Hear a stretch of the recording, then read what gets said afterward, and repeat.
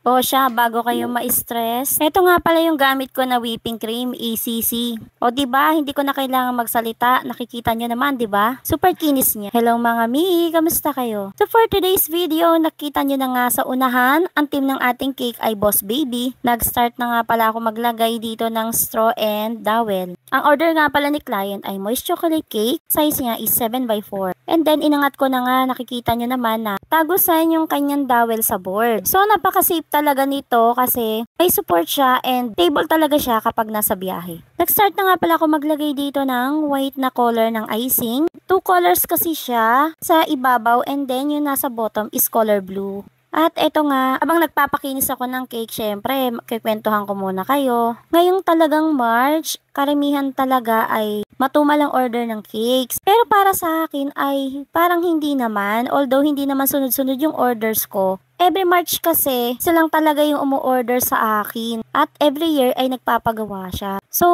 parang yun lang talaga yung ginagawa ko na cakes. Mostly talaga puro fondant cakes. Kung mapapansin ninyo, mas sanay talaga ako sa fondant cakes kumpara sa icing. Kasi lalo na nung nag-start ako, puro fondant cakes talaga yung ginagawa ko. And hirap na hirap talaga ako magpakinis ng cake. Lalo na kapag icing yung gamit. Kaya nga hangang-hanga talaga ako sa iba na napakagaling magpakinis, lalo na sa mga icing cakes. At mabalik na nga tayo doon sa kinikwento ko kanina. So sabi ko nga, diba, siya lang yung inaasahan ko na magpapagawa sa akin itong March. And nakita ko nga na nagpagawa siya sa iba. Pero okay lang yun, ganun talaga. Mas swerte na talaga tayo kapag every year ay nagpapagawa sa atin yung mga clients natin. At tinatawag natin sila na repeat clients. Pero minsan gusto rin nilang sumubok ng iba. And mag-try din ng ibang cakes. Lalo na ngayon, mahal na yung mga ingredients and syempre hindi rin maiiwasan na mag-increase din yung ating mga cakes. So ganun talaga, sabi nga nila kapag may nawala ay may ibibigay sa atin si Lord na mas maganda. Kumbaga merong kapalit. Ayan itong March ko, every week ay may gawa ako na cakes. And sobrang thankful talaga ako doon. At mabalik na tayo dito sa cake. Nag-start na nga ako mag-decorate dito. So ayan, urong-sulong ako sa pagkakabit ng toppers. Gamit ko nga pala ay pastillas fondant. Mahirap talaga magkamali sa icing cakes. Kumbaga kapag may natamaan ka or may namali na pwesto,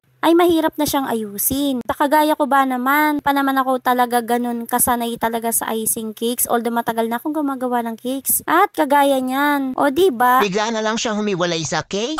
Hindi ko pala siya naidikit ng ayos. Kasi nag-aalangan ako na makit siya ng permanent kasi naman, hirap na talagang mag-ayos ng cake. So nakapag namali ng pwesto yung mga toppers, ay nako. At sa wakas ay natapos na rin ako dito sa cake. Thank you nga pala kay Mami Dayan. Thank you sa pagtitiwala. First time nga pala niyang nagpagawa sa akin ng cake. Ayan ha, in-upload ko na. Baka kasi hanapin mo. At yung cake nga pala na to ay may kasama na 2 dozen na cupcakes. Ayun lang. Thank you so much for watching.